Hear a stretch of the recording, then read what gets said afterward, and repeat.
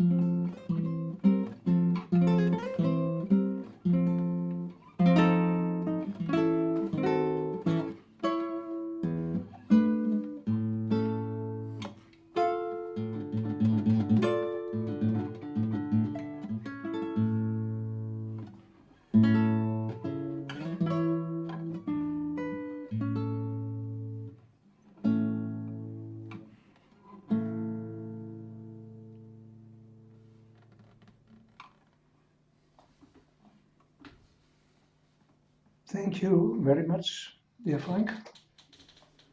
We now speak the prayer, the invocation of group consciousness.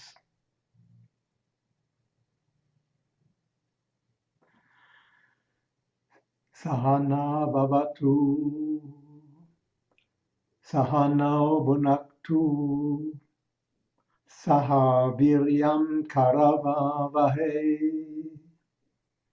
Tejasvinavati Tamastu, Ma Vidvishavahe. Om Shanti, Shanti, Shanti.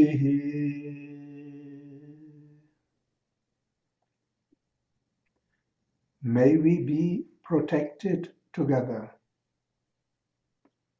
May we share and enjoy together. May we work efficiently together. Let there be no hindrances to our enlightenment. Let no malice prevail.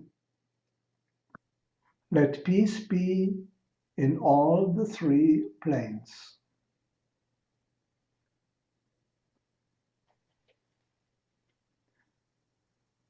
Risa, can you start?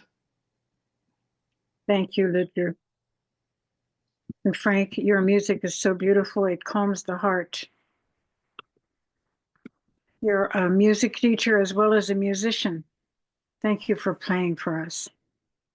Well, everyone, welcome to our salon. Welcome everyone who's here today. We're glad to see everyone's faces. And thank you, Ludger, for the introduction and for the prayer. Well, every time we have a salon, we have a theme. And I thought that this theme should be, what is the Aquarian age? What does it mean to enter into the Aquarian age?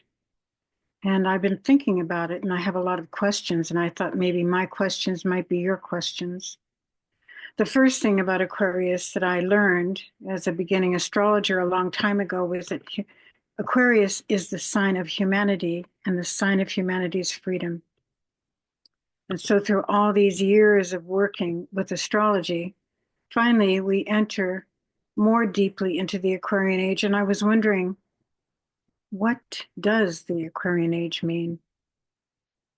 And I also wondered, what is the sound of humanity's freedom? What is the sound of humanity's freedom? And what does it mean to be entering into the Aquarian age? Astronomically,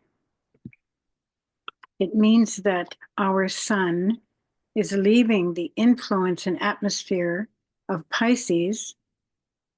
We've been in the atmosphere of Pisces for 2,500 years, and our sun gradually over 500 years preparation enters into the atmosphere of Aquarius.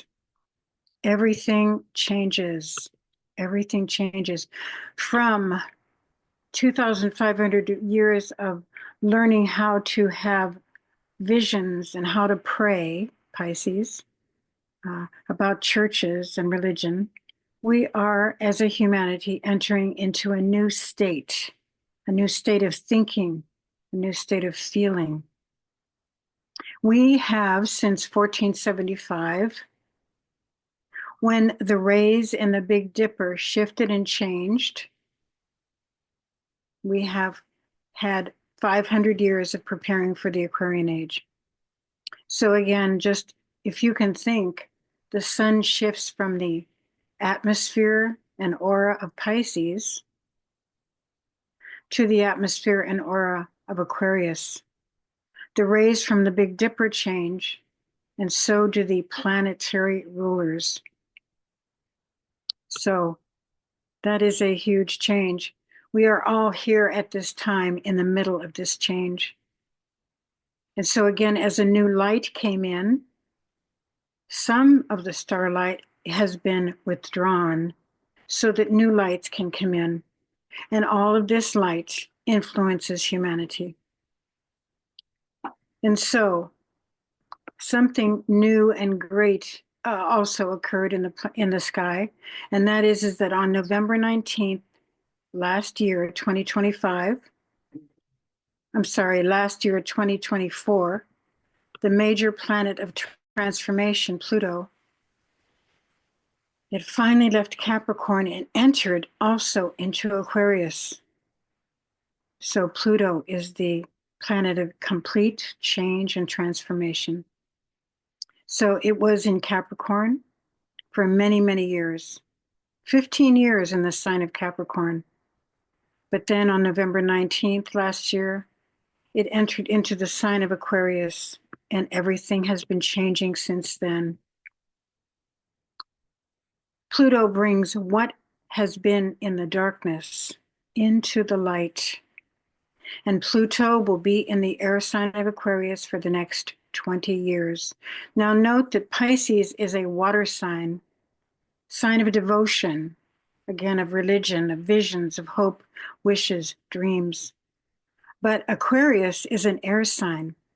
So we move out of these waters into the air, and everything starts to move much faster. And so through my work with astrology, I wondered, what about these things? What will be the sound of our entire society of people in every country and everywhere in the world? What will be the sound of their freedom? What will be the sound of humanity's response as Pluto moves through Aquarius till 2043? What will be the sound of freedom, of liberty, of self-determination, of sovereignty, and of independence? These are important words that Aquarius brings forth for humanity. Freedom, liberty, self-determination, sovereignty, and independence. And what will be the sound of humanity's response to this change? And so as Pluto moves forward in Aquarius unimpeded, I'm wondering what will happen in our world? What will be the responses and the sounds, the reverberations and expressions? And also, what will be the new music and the arts of the people in the world? We have been in a time of transition for 500 years. And as that 500 years ends, we end up with no new art and no new music. But as the Aquarian age unfolds, there will be new music and there will be new art. And this is a critical shift of energy. Aquarius is ruled by, meaning it flows through the planet Uranus. The last 15 years with Pluto in Capricorn, we were working under the energy of Saturn. Now, with Uranus and Aquarius, everything is being disrupted. Aquarius with Uranus is the sign and the time and the age and the planet of innovators. These innovators disrupt the old way, and we see this now in our world. And a revolution is occurring, and futuristic thinkers are emerging. I want to say that there is a master called Master CVV. He represents Uranus. He is the alchemist of the age of Aquarius. And we will see Master CVV in Ludger's paintings. Master CVV coming from Sirius, flowing through Uranus, entering into our world, and bringing in the age of Aquarius. In terms of Aquarius as innovators, we see innovators and we see disruptors. Right now, in our country, Elon Musk would be considered an innovator, and the United States president would be considered a disruptor.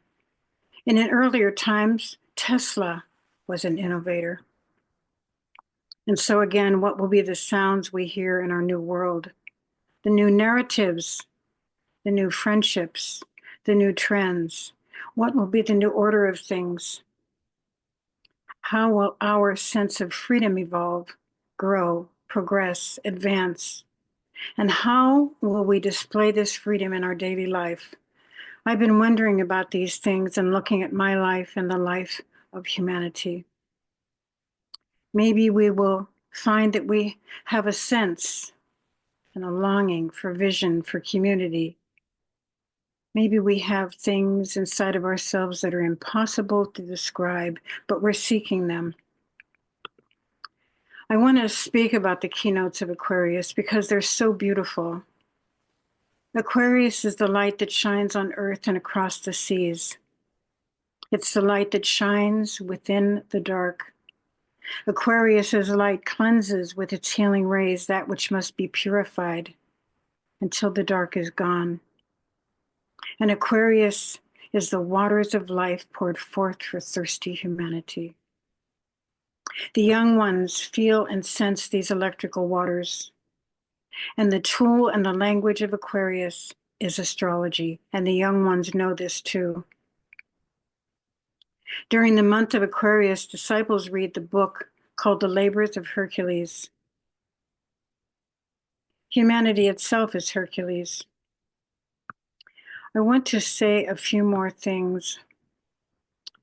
Before we can enter deep into the Aquarian waters of life, Aquarius calls us and calls that which is Leo within us to bring forth our gifts and our abilities. The opposite of Aquarius is Leo, and Aquarius calls to Leo within each one of us to develop our gifts and our abilities. Aquarius is related to Ray 5. It's also concrete knowledge and science. Aquarius is the scientific mind, the innovator. We have quick flashes of intuition. This is Uranus. Quick, sudden flashes of revelation, which break up the old rhythms and introduce new ones. We can often be shocked by the innovators and the disruptors, but there is purpose to the disruptions. And so, again, the opposite of Aquarius is Leo, the sign of creativity. Before Aquarius fully comes into our world, it calls upon Leo, and it calls upon all of our Leo gifts and talents and creativity. And we are to ask ourselves, what are our talents, our abilities, our gifts, our creativity?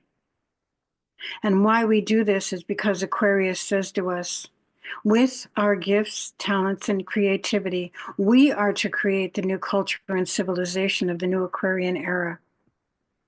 And we're called to begin now.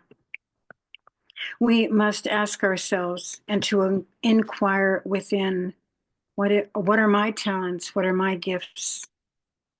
And then what would I like to do to help create and cultivate the new culture and civilization? Some of the qualities that will come forth are the power to cooperate, to build community, to have a voice, to seek and to have revelations of divinity. These will come forth in different forms in society. And then we will seek together to serve humanity and make ourselves and our country and our world better. And again, during the month of Aquarius, disciples read the Labors of Hercules, which is a book. And also Master Kumar has a book called The Labors of Hercules. Humanity itself is Hercules, and the 11th labor in the Labors of Hercules is that Hercules is told by the teacher that he is to go to this city.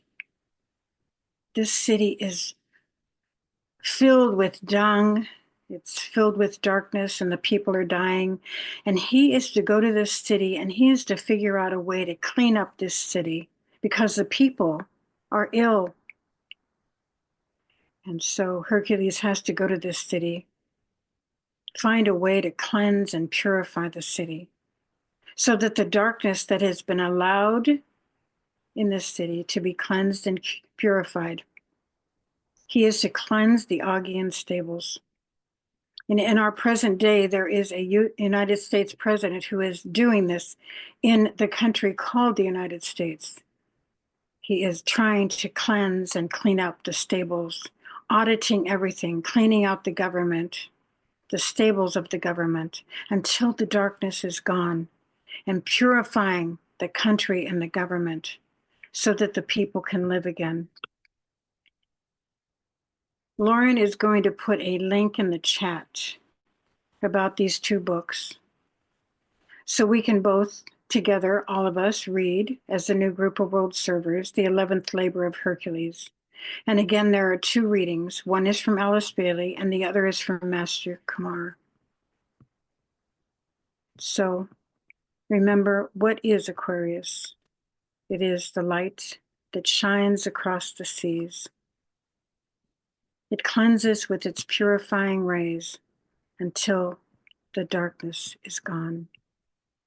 And then Aquarius calls us to be transformers and white magicians so that we can become the waters of life for thirsty humanity.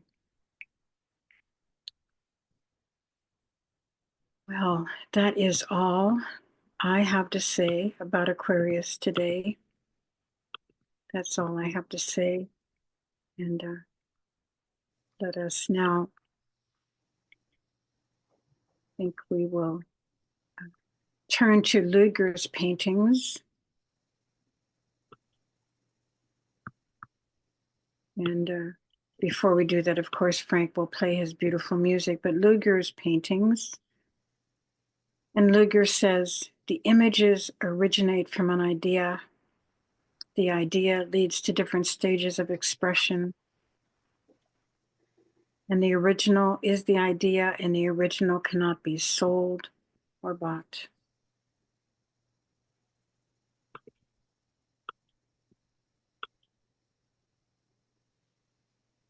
Frank?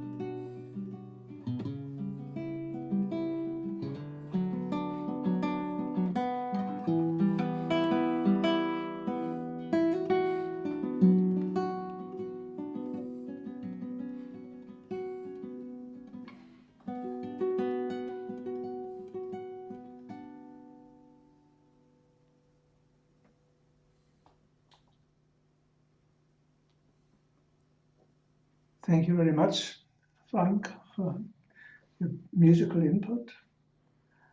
When I heard what Risa said about the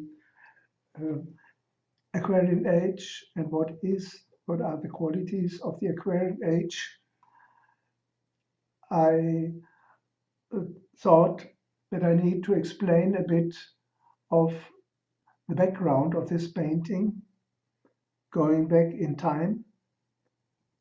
First, a thought came 6 years ago.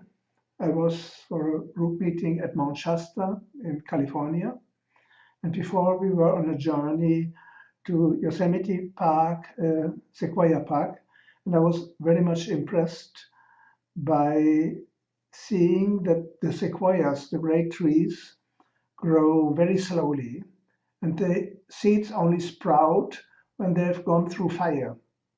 I took some of these, the cones from the sequoia who are here in my room, and this idea that we have to go through crisis before certain seeds can begin to sprout. Also, as humanity, we need to go through crisis, and in my life, I've gone through a number of crises. This picture was at the beginning of a new phase of paintings. It was the 9th image after 19 years of silence. Not silence as per the life, it was very intense, turbulent, but I'd been painting very much in the 1980s, and then it stopped in 1990 in a moment of crisis. I later destroyed most of my paintings. I only had photos from them. And then I thought I would never paint again. And then in a crisis, the images started coming again. I'd felt already long before that for the Aquarian age, there needs to be also a new language of images.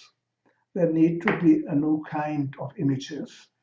What I had seen had not really appealed to me, and I didn't think that I didn't know what would come, but there was a feeling I need to experiment with something new. And so this image was created on Christmas, December 2009, 25th of December. And I'd started 4 weeks before with the first of the new paintings. And I had like an urge in these days. Within 1 month, I did 12 paintings, never so many, and I was searching how to express. And this painting also has, for me, a long history in a way, at least 14 years. 14 years before, in 1996, I'd read about the avatar of synthesis, the Aquarian master, Master CVV, in a railway in Hamburg where I bought the book. And it was like a dash on my head when I read this book. I'd been intensely studying Alice Bailey books and other theosophical books at that time, but then slowly, more and more, this coming down of the energy of the Aquarian age was present in me, and I felt I want to express it. This is the third painting of these early series. Before this 9th painting, I had already done several other paintings expressing the same motive but in very different styles. So this here, when you look at it, is outer inner painting.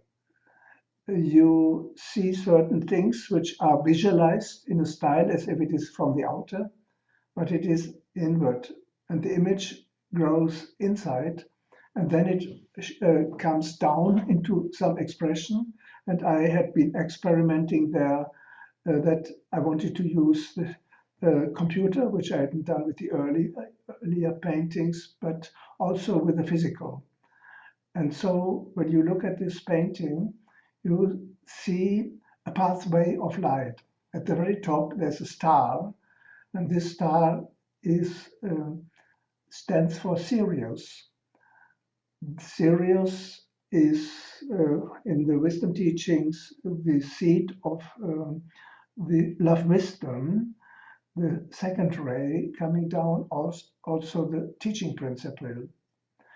On the right side, you see the Big Dipper or the Great Bear, as we mostly say here.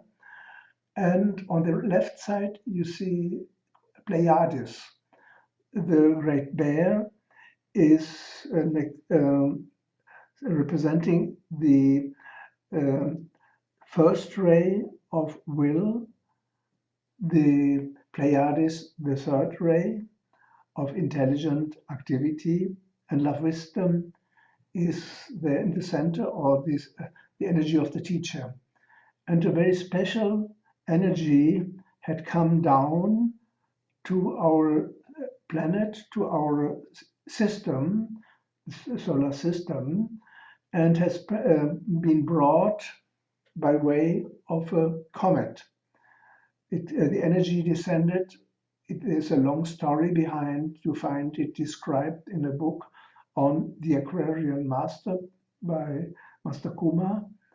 And there it says that the energy the comet came via Uranus, and Halley's comet, it came to Earth and touched with its tail the Earth. The Earth went through the tail of this comet in 1910, and in this time the energy was received by Master CVV. Master CVV was an advanced disciple of Agastya, and Agastya, Rishi, Agastya or Jupiter in the esoteric teachings. He has his seat in the Nilagiris, or the Blue Mountains of South India. There is a special mountain, Durga mountain there, and you see this profile at the bottom. And you also see the figure of Master CVV next to it, and in the background, the sphere of the earth. And from above, the energies come down. So there's a pathway where these energies touched the planet, and the impact was very strong, and it was unexpected. It says in the teachings that even hierarchy did not know that this would happen. It was from highest circles coming down, and through the Master CVV, and he had been prepared. He had been sitting in meditation. He knew years before that he would receive this energy, and he was ready when he touched. And then he assimilated it in himself and distributed it from end of May, 29th of May 1910, to humanity. And this, to give a visual expression of this reality, I did this painting with the title, The Avatar of Synthesis, and this is what this energy represents, coming from Sirius to Earth via Uranus. And it has been tremendously received and anchored on the planet, and it has speeded up very greatly the evolution on the planet. And in the 20th century, there had been much destructions, but also new creations. Much of the old needed to be destroyed to make way for something new to manifest. So this also resounded in what Risa said in the times we went through. It need not be in the way it happened in the 20th century. Humanity can solve it on a different way than having physical destructions like we had with the big war, the two wars in the 20th century. But the energy is very much speeding up and also breaking the crystallized forms. The energy of Uranus, which is here represented in this image as well, has the motto bend or break. So we need to adapt to the new energies. Otherwise, we will run into difficulties, and we need to adapt to the fast changing situations on the planet. Otherwise, we will get stuck in the destruction of crystallized forms. So this is I tried to visualize this with this painting and a series of other paintings which have this as a motto.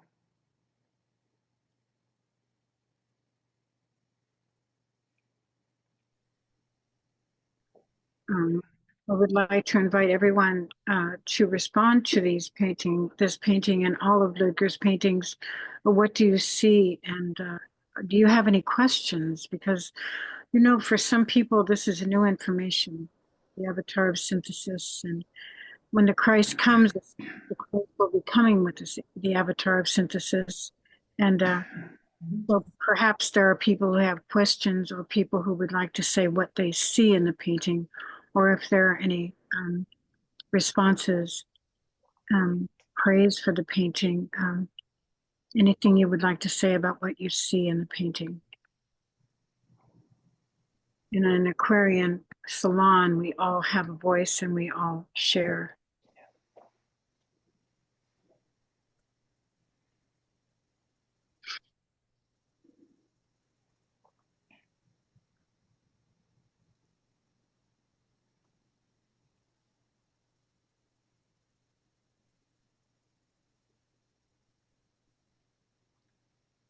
I don't remember if I said this, but the sound of Uranus is V.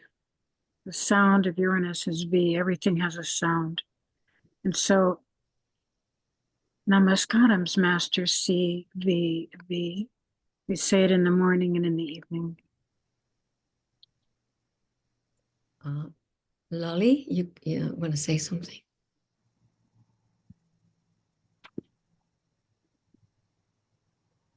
Hi, I'm Lolly.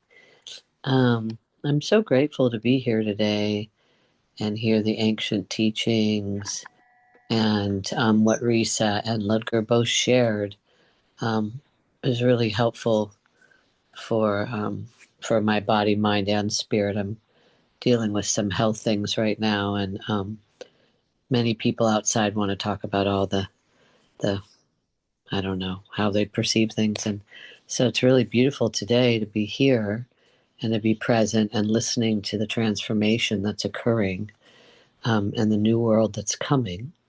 And this picture is beautiful. I love all the colors, but I love that the light is above this being at the bottom, and there's a glow out of his head as well. But then the light's kind of going into it's like bursting into a star and going up in the heavens, or the reverse.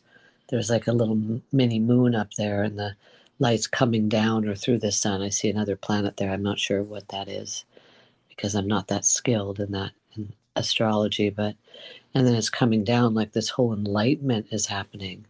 And that's what I really heard from Reese and from Ludger, is that there's a whole enlightenment happening. And that makes me feel really happy and really hopeful.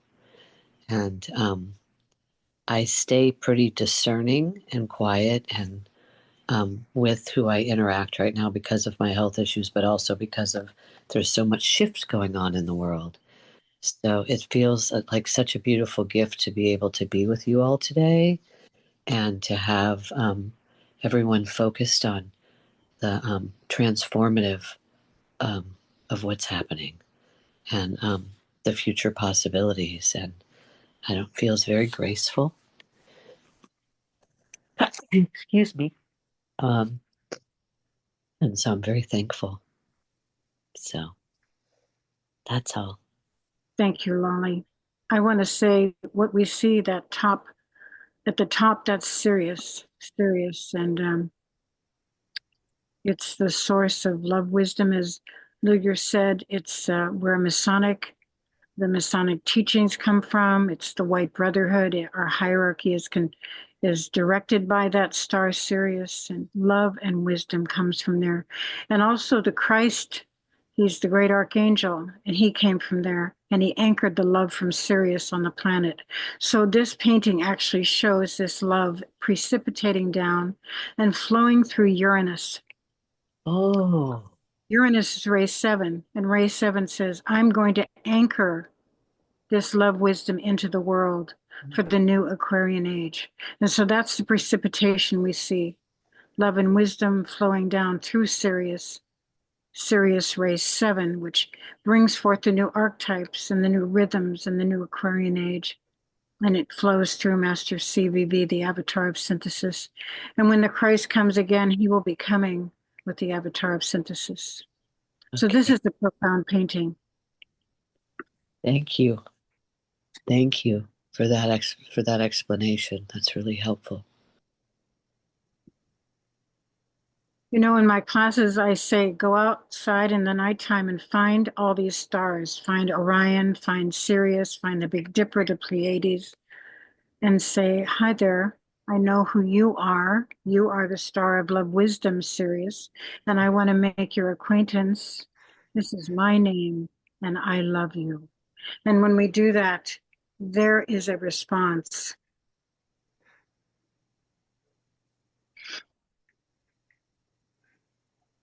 Can I just say something? I can't find the yellow hand at the bottom of the screen. Sorry.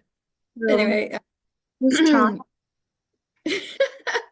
I just want to say how comforting it is to have this full explanation, because we've all been living this and feeling it, and a lot of people come to me and I try to give them a sort of simplified explanation, or maybe talk even about the Kali Yuga, and people really need to understand this because we're all feeling it very deeply. It's very disorienting and upsetting.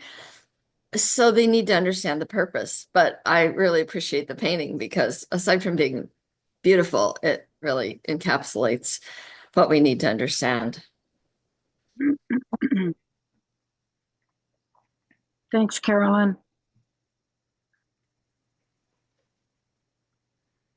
Yes, it's part of the education that humanity needs.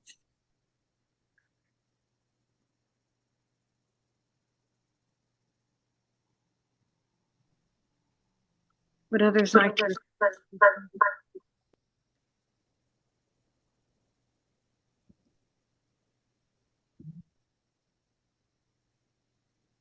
I'm sure that everyone has a response to this painting. Would anyone else like to share? Say what they see, what's brought up in everybody as they look at this painting, and are there any questions? I want to tell you that in our classes with our students, I tell the students, you know, the highest praise you can give someone is to respond to their work. And I'm calling everyone to respond to this work, which is then a very deep recognition of the artist who tried to do this work and bring forth a teaching. Yeah, I'd like to respond. This is Lauren. Ludger, what I really sense and feel in this painting, what comes to me is just that movement. So you can really see that subtle precipitation from Sirius to Earth via Uranus. You get that really strong impression when viewing this painting. And I really sense the brilliance at the top, and then you see Uranus, and then you see that brilliance above Master CVV again. And you can really feel the movement of that precipitation. So this is a very, very interesting painting, Ludger. Thank you. Thank you, Lauren. It's very good to hear this also directly from you. I had done many paintings and had the feeling nobody understands. For years, there were nearly no reactions. And not years, decades. And this also, I knew that seeds take time to grow. And I always had the words inside, the paintings start, grow and go alone, and walk alone like children growing up. So the reaction on it is very good that now we are here in a group with people from all over the globe. And this is real Aquarian. Our collaboration here in the salon, I see from so many corners of the globe people here. And this is very, very inspiring. You can hear Ludger appreciates when people respond to the painting. The painting appreciates response. And before we go on, I want to say the avatar is called by many names, and I think that this is what Carolyn basically said. It's called the desire. The avatar is called the desire of all nations, and he whom the masses sense and whom they anticipate, and he whom it is the purpose of existence, and he who shows the light and gives the divine waters of Aquarius. Those are the names of the avatar. And they really are, we can see these waters flowing through the skies, from the sky down through the air, into the earth, the waters of life.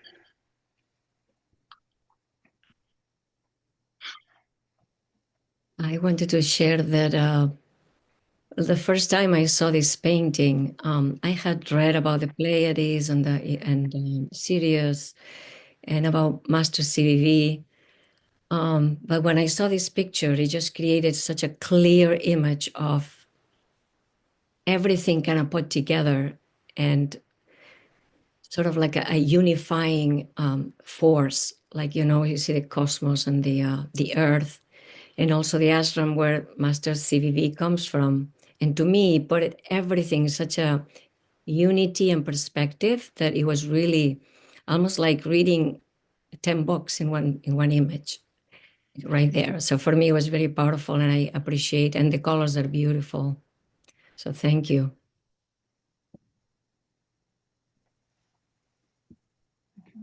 Just these symbols. That's right, Rosa. It's like reading 10 books. But Tatiana, I don't know who did it first. Hello to everyone. Yeah, what I see is the beautiful blue, deep blue, and the white and the movement. But what when I see very deeply, I see the fire. I see much fire, and we see the world is on fire, and it's like a prediction.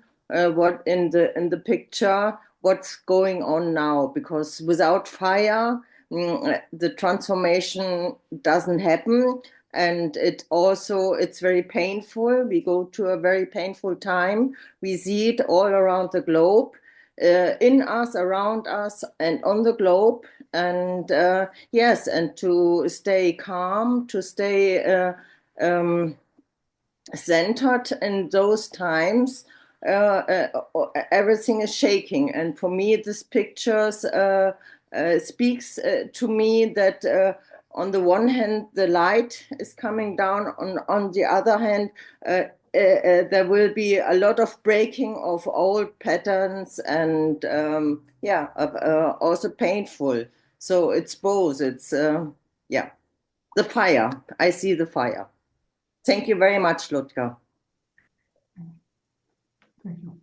Thank you, Tatiana.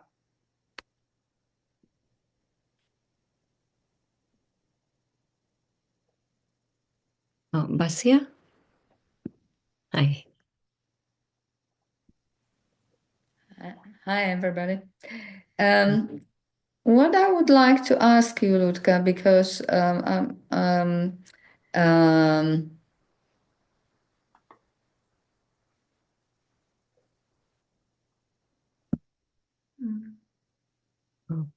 Connection problem. Yeah.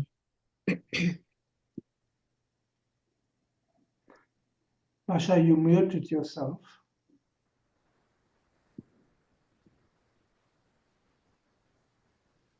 Yeah. oh, Yeah, now. okay. And where could you hear? Did you hear me that I would like to know something, talk us a little bit about this mountain and the meaning of this and the symbol of this mountain? Because as I was walking in Nepal, we walked not far away from the mountain called Dhaulagiri, and it was 8,200 meters above the sea level. It was one of the 9 highest peaks in the world, but it's got the same or similar skyline like their master mountain, but I don't think it could it be the same mountain seen from the far away?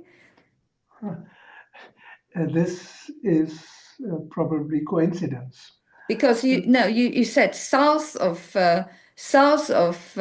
India, but there will be a north of India. No, this is South India. There's a very special history, a long history about the Rishi Agastya behind, and why he stays in the south. He was there, he went there in the very early times, as per the teachings of creation of the earth, to form the southern part of the globe, which did not consolidate when the earth was still in a soft state very long times ago, and he helped consolidate the southern hemisphere.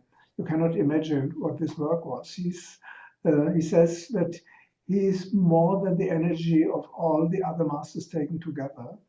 And this is in the south. And this ashram was known to Theosophists, but it was not clear for them where this mountain was. It is in the scriptures, it is described there. And there was a Theosophist who went there in search of Agastya in the 1960s. But CVV came down, the description of this ashram is in the ancient Indian Puranas. But it was thought as legendary only. It was a theosophist from Italian, Swiss origin who, after his retirement, went to the Nilagiris in 1960, and he knew I inherited his letters in French, hectographic letters, Alsace. And he went there with a student of his, and he discovered the nearness of this mountain. And he came into contact with Master Ek and met Master Ek in 1963 there. And through these discussions, Alsace called forth the book which we have as Spiritual Astrology and Spiritual Psychology and other books which Master Ek received. And this is located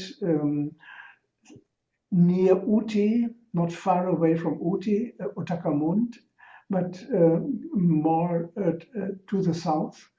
And Master Kuma, later, it was not clear where it was then located, that he could not spot it clearly. He said he had to meditate on it, and he went there 2-3 times. The area was often clouded, and there's often storm and clouds. It is, I think, in feet, 10,000 feet, approximately, no less 8,000 feet, and 2,400 meters.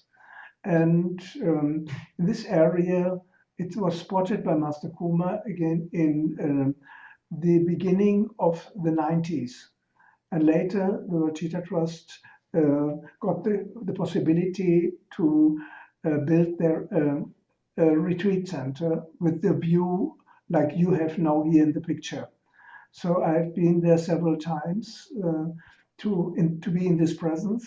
Last 2 years ago, the last time, and this is the formation of these rocks, and they. When you see a photo, it is like a face here in the middle of the rock. You see like an old person face, and a very intense structure in the mountains. You cannot go there normally. It is a reserve, a protected reserve only for natives there who can go there in this valley, but you can look at it from a viewpoint. And there is this retreat center. And there's another mountain on the other side, which when you look at it in the evening, it looks like a big guardian. You see the forms of a human being in the rocks, a huge rock-like structure, like a guardian of this place. So there, this is the place with this energy. Dhaulagiri is in Himalayas. In the Himalayas is the hierarchy as we know from the teachings, located there with the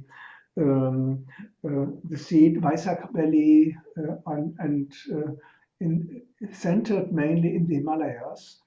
Rishi Agastya is a hierarchy apart.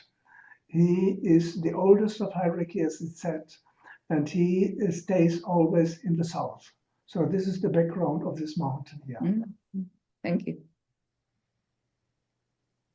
Risa has a message on the chat. Nilgiris, the Blue Mountains in South India. Uti is a town, a hill village, ashram of Master Jupiter. And theosophists would visit there in the summers.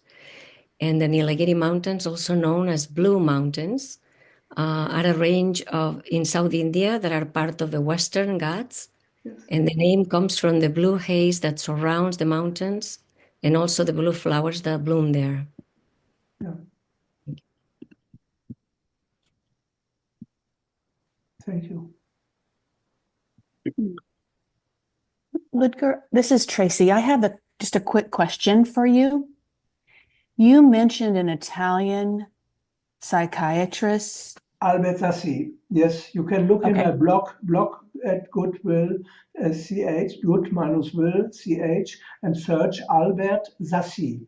And I researched very much on him. I translated texts from French to English and linked them in this blog post. And there you find the story of Albert Sassi. It's very fascinating. I searched for a long time for certain informations, but they somehow came to me, and I put them together there in this blog post.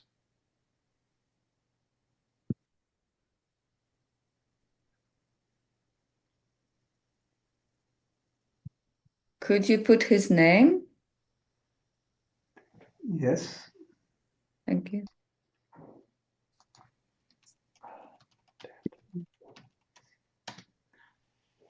He was one of the very early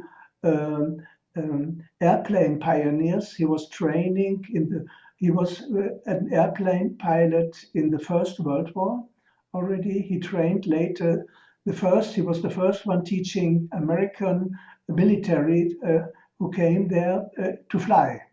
He was doing this training in France. And he later was doing bridge constructions also in Brazil, South America. He worked most of his lifetime in Geneva, in the city or the Cantonese government, and he was a theosophist and a friend of Alice Bailey.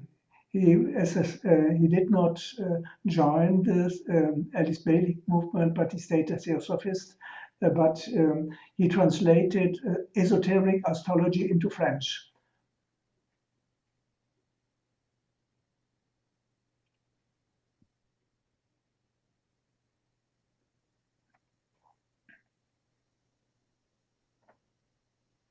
Tatjana? Lisa? Yes, what I would like to share when I look more and more, to me, when I see how the energy comes down, you see really below, you see above CVV, and above you see, I feel the explosion. There has to happen something. But when I looked more and more into the picture, and then I saw that I see in Uranus, in this planet, how you painted it. It's totally different painted as all the other Fläche. Was heißt Fläche? Ich weiß nicht. It's more. It's to me very open. It's like a hole. To me. It's to me bringing the new world. I see the new world coming in this little round planet. You call it Uranus, but to me there is the future. I see the future in it. Yeah, it's totally different painted as all the other areas of the. It's very wässerig. Was heißt it? Watery. Watery, yeah. It's very watery. I see it's beautiful. I saw it when I looked here. Yeah, this is what I wanted to share. Thank you. There's all planets from Jupiter onwards to the outside are not physically dense. They are gas planets, and they are condensed gassy in their nature. And here also I was fascinated of these structures of Uranus. But this also came from the pencil. The structures I was drawing with the pencil there on the colors. And so it's interesting what comes out.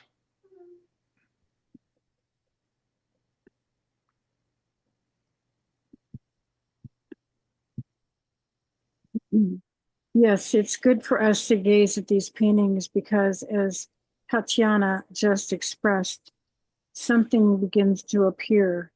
We see, sense, think, feel, and something speaks to us. And that is what we hoped would happen in our Aquarian Salon.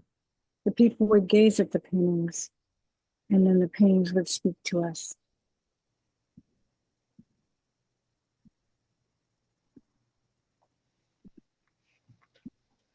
Shall we go to the next painting, Ludger? What do you think? Yes, please do so. One more thought, please. Yes. Right. I sense very much the trail of Varuna in this picture as he crosses the space and waves with his nose, so he catches us. You know, Varuna is not really a Sura, it's an Asura. He's a demonic part of the creation, and he catches us with his nose. So I feel something like the news in this trail of light coming down there from Varuna.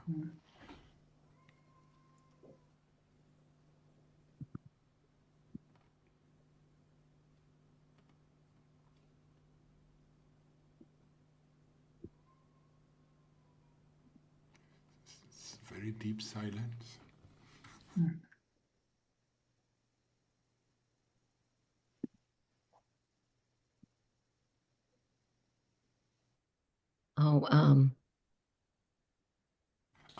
Lisa is saying Varuna, it catches us like the light coming down. Well, he's exposed here, so I'll play some music about it, okay?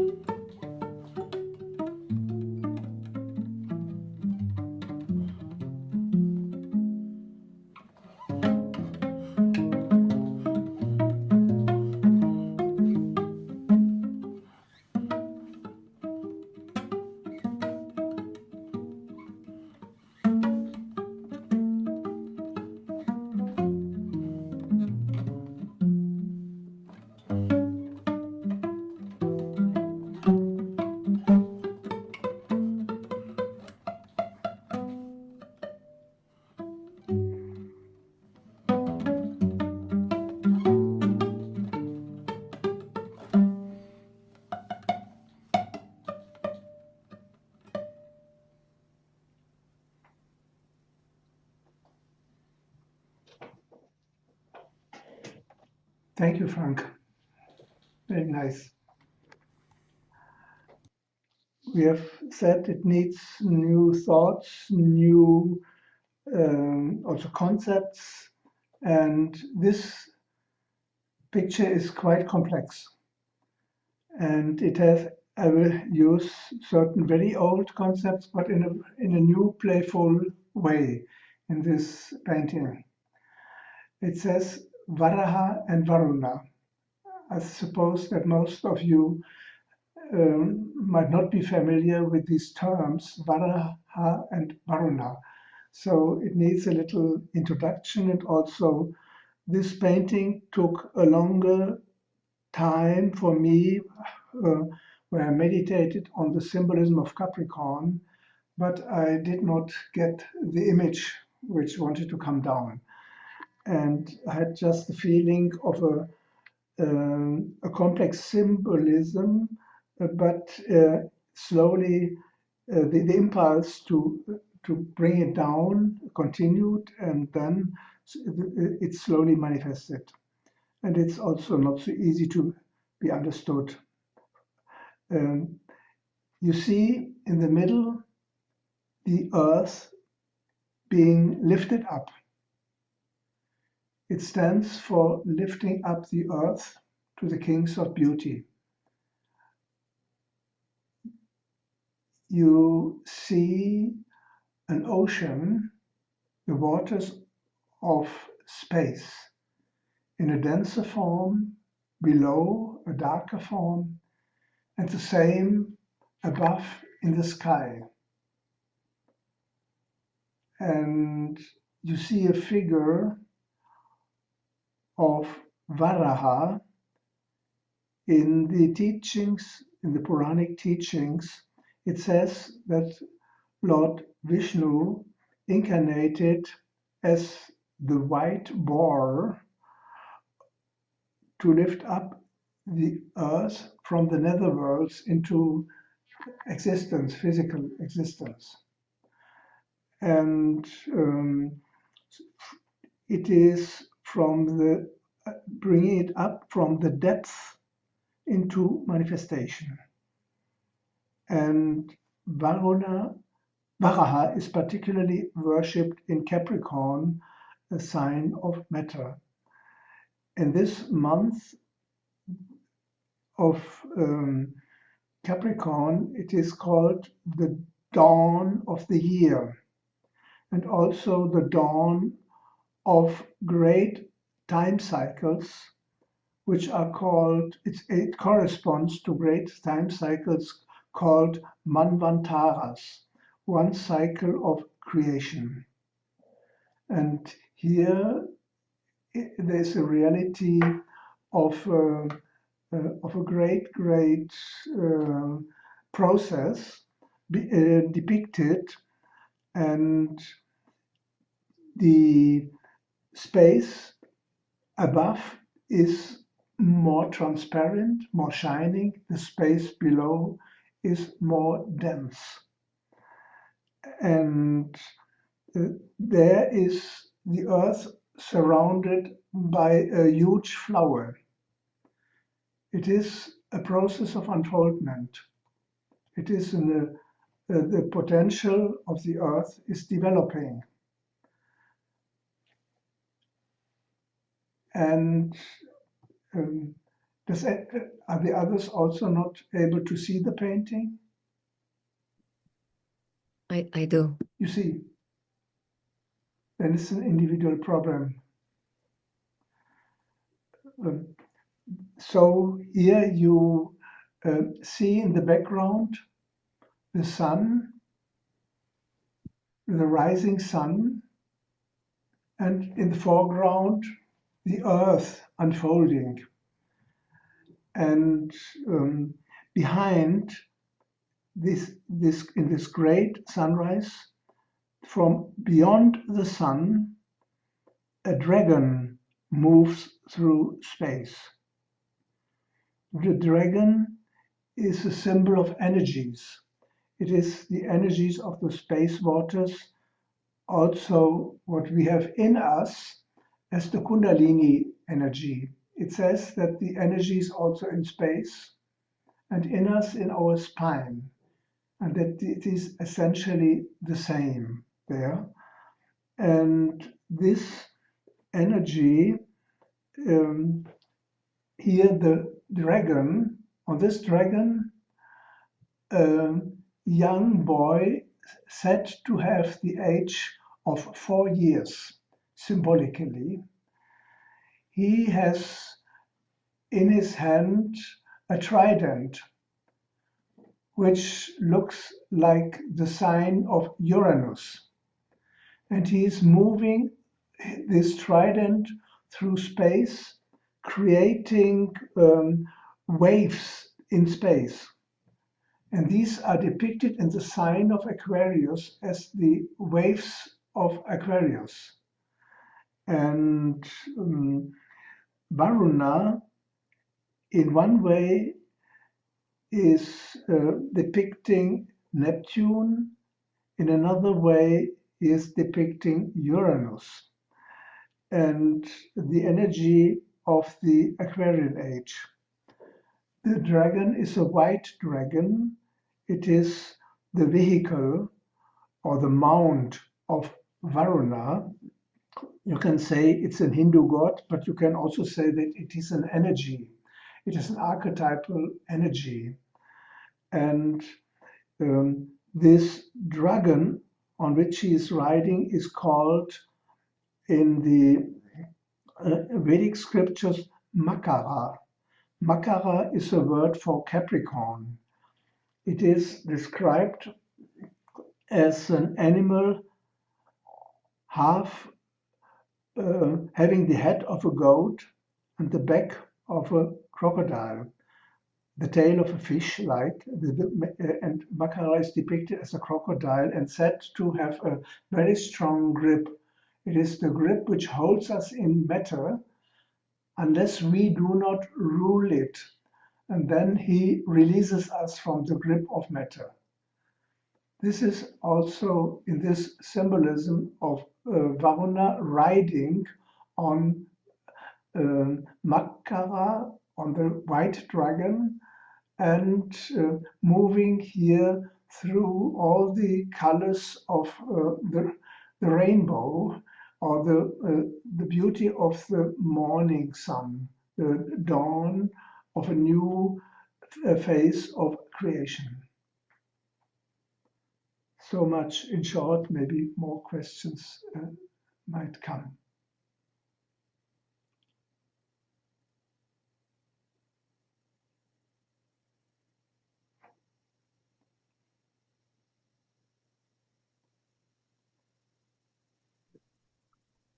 Well, I want to say that the painting is extraordinary. I see so many things in the sky. Just feels like looks like a masterful painting with so many symbols, so many colors, so many stories, so many secrets. It is interesting what you say, Risa. I clearly have the feeling that not I am painting them. They come and I do not know what comes out. I have the symbolism, I know the symbolism from the books, but what manifests is something I cannot conceptualize. I start realizing it in the process of painting, how it comes down and how it manifests then in these forms. But it is always surprising for me.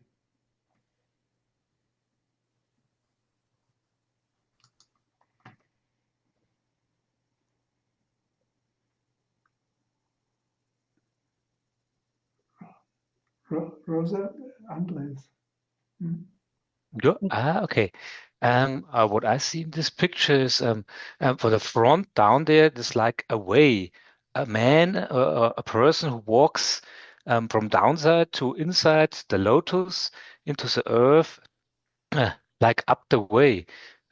But also this picture grabs me fully. This is really awesome. I have no words for this. This is only pure energy.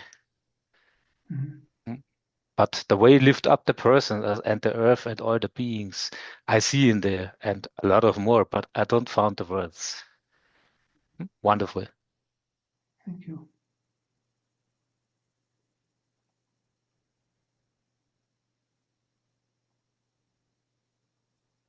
It looks like it was painted like by an angel or the hand of God, Ludger. It's so extraordinary. Mhm. Just gaze into it, and there's so much in it that we don't even know, but it touches our heart. Teresa says it is beautiful. There is so much depth of color and symbolism. It will take me a while to process, but it is intriguing and amazing.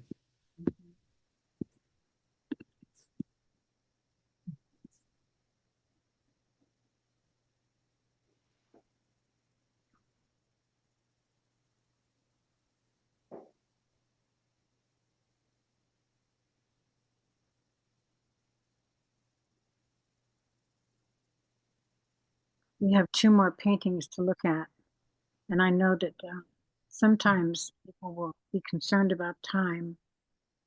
So I'm wondering if you'd like to go to the next painting. Mm-hmm. Even another masterful, extraordinary painting. Oh, and Frank likes to play some music before we begin.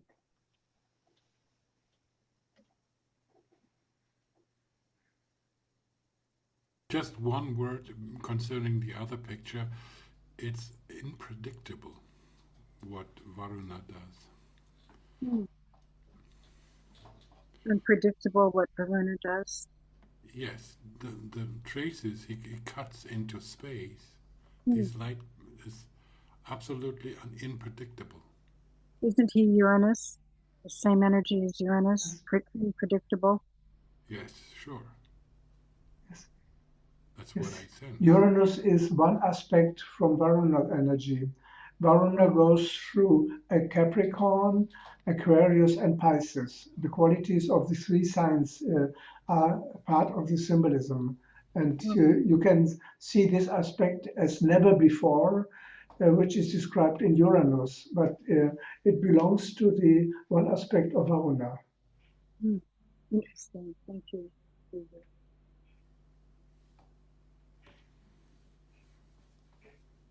Yes. Tatiana wanted to say something. Tatiana? Sorry. Yes, the last picture. Can I see it again?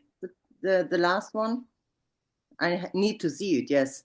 What I feel above the blue, it's very open space. It's a very open space, and I feel melody. I feel new ideas. I feel this is the field of the new ideas, the new melodies, the news that will come into, yes, that will come down into the down through us, and that is the need that we align with this energy, that we let this energy flow through us, and even new ideas,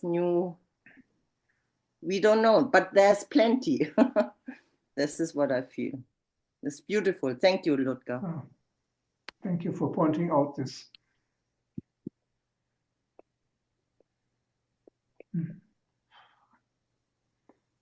Fine.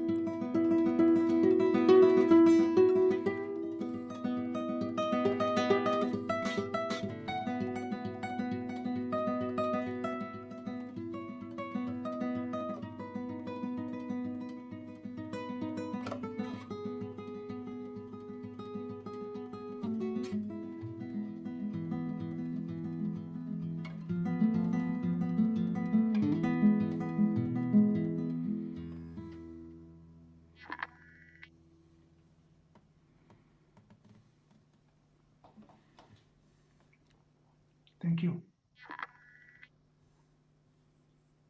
We have all gone through the stage of an embryo, and with the embryo, the spine forms from the head downward. And this innermost part of our spine is like a lighted axis seen with a subtle view. And this axis is called the Sushumna in Sanskrit. And in the middle of it, there's some electric blue light, which is called Chitrini. And this space of the inner of the spine is the seat of our I am. And this goes through all the different spheres down. And we can visualize in our meditations that we move up and down in this column and ascend through it to higher planes. For this photo, for these paintings, I used the photo of the shaft of a water turbine, which I saw at a fair, and it served as a central axis surrounded by a spiral. I eliminated all the parts in the picture of the rungs of the mount and created this conical shape of the central column of bluish white light.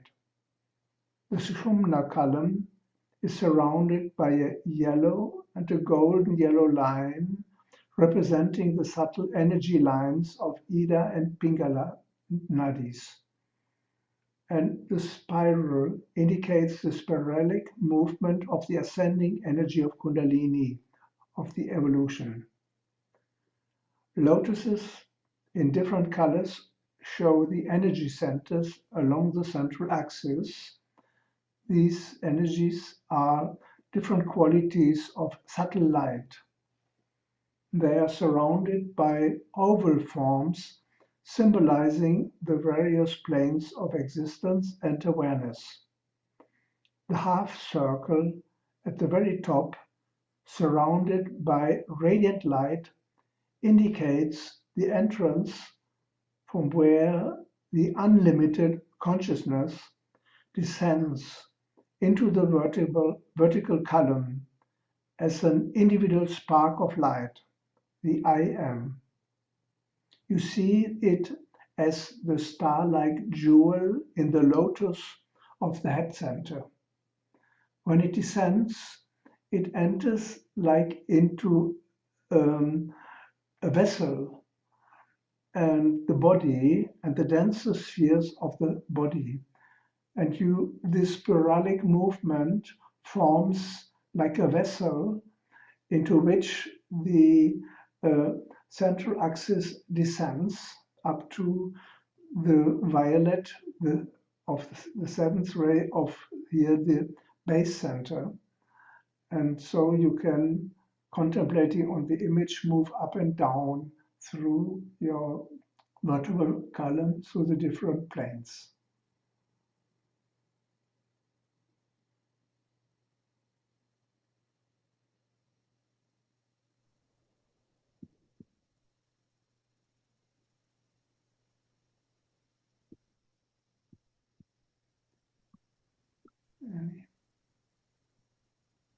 I want to say that Frank's music sounded like the opening of each one of these flowers, the petals. Mm-hmm. And this is one of my most favorite paintings of yours, Luger. It is extraordinarily beautiful. Thank you. That looks like Sirius up there. Is that Sirius up there, Luger? This is the I am, and that what is beyond is that out of which I am comes. It is not the star in the cosmos, but the star of our essence. What you say, Atman. The Atman coming from Brahma. So the individuality, the core of our individuality, going down through the different spheres. But I took a picture of Sirius, you're right. For creating this, I used a photo of Sirius. Mm.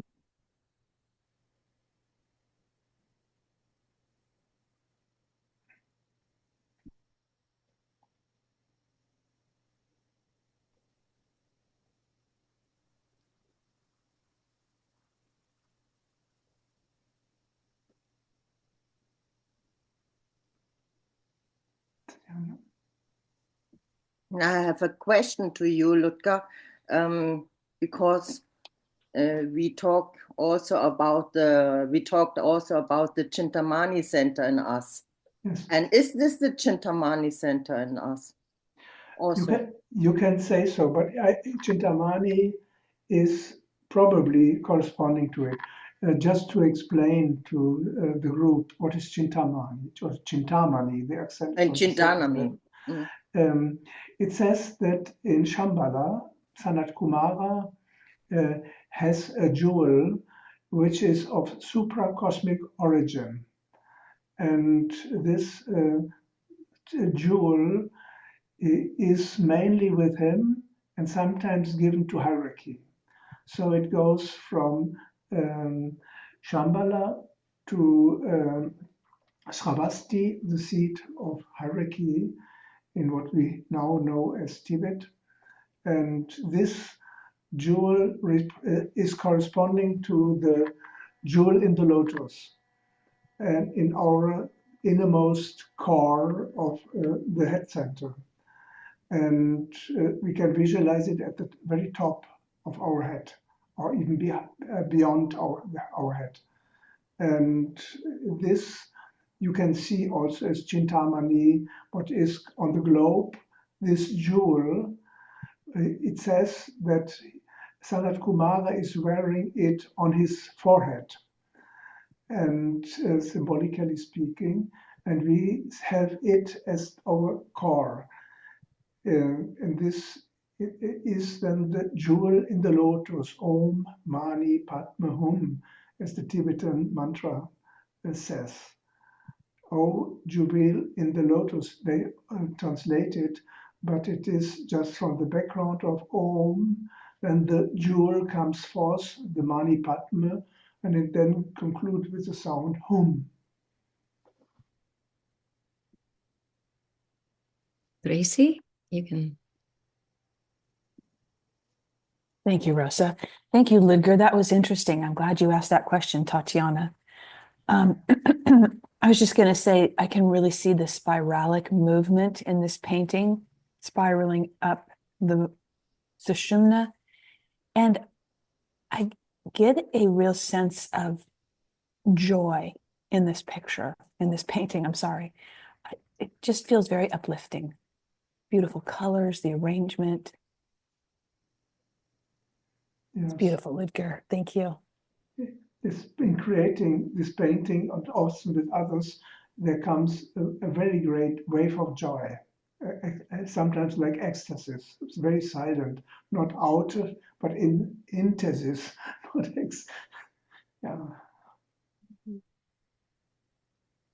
Teresa writes, reminds me of a quote from Master Kumar's book, "One needs to strengthen the mind through invocation of the blue light. One cannot straight away lead oneself up to the blue. There is a color elevator that one can resort to. That elevator is from violet to rose, to orange, to golden yellow, to honey yellow, to aquamarine, to light blue, to blue, and to deep blue. Color is but detail of light. Contemplation upon elevating colors cleanses the mind of its stuff. Once the blue is well settled in the mind, the Buddhic experience keeps happening in terms of light and sound, which elevate the student to the states of joyfulness. They also inspire him to carry out the acts of goodwill, which would lead him in the Buddhic plane to the feet of his master, who resides in Vaisakha Valley. Thank you. Thank you.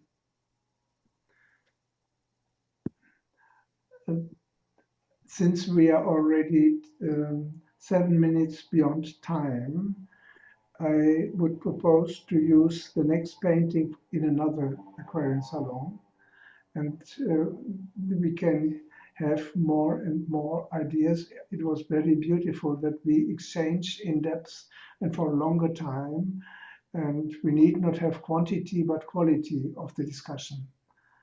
And so for this, I feel some were leaving already, and we said we wanted to try to stay with the 19 minutes of the Aquarian Salon. Of course, we can stay together in the after hour and exchange by it. Risa, would you say something for the closing, rounding up?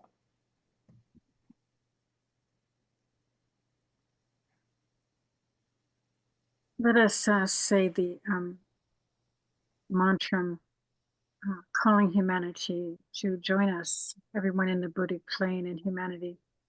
Let us be the waters of light for thirsty humanity. And as we learn in salons, let us bring all of this to humanity. So let us end by saying, lead us, O Lord, from darkness to light, from the unreal to the real, from death to immortality, from chaos to beauty. Lead us, O Lord, from darkness to light, from the unreal to the real, from death to immortality, and from chaos to beauty. And thank you for this beauty today. As we work together, we lift up the kingdoms to the kings of beauty. Frank will now play a piece, and then we speak a prayer and conclude with the prayer, the Aquarian Salon.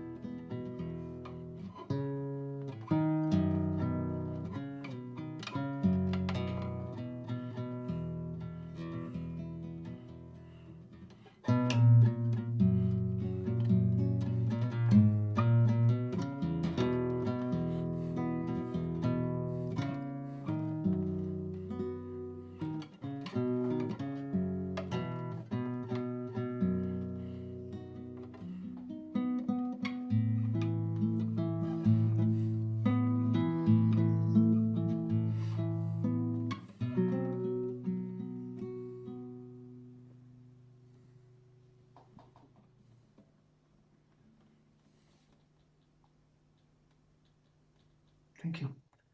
Lorraine, can you show the prayer?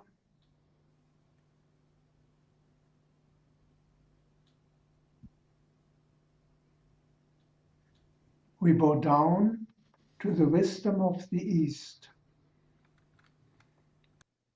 We bow down to the love of the South.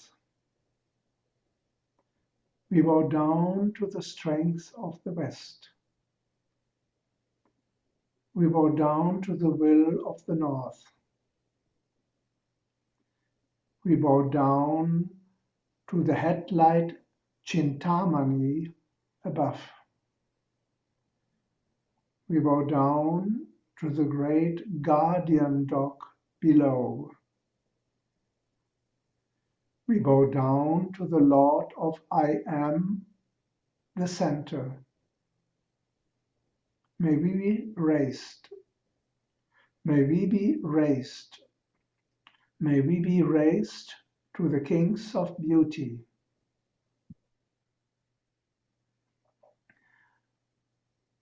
These are the dates for the next cycle of the Aquarian Salon. We will meet again on 3rd May 25. Before we close, I would like to give a warm welcome here to Jesus Rosauro from southern Spain.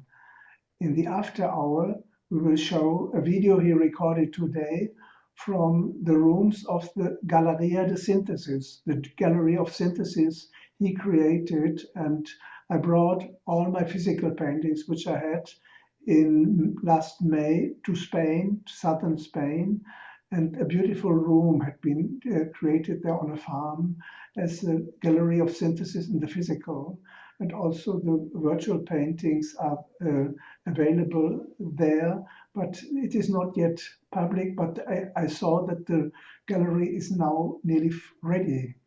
And so I'm very happy that Jesus sent these video recordings, which we will see afterwards in the after hour. It was again very beautiful to be together with all of you, and hope that we meet again and continue with the exchange in the next Aquarian Salon. Thank you very much.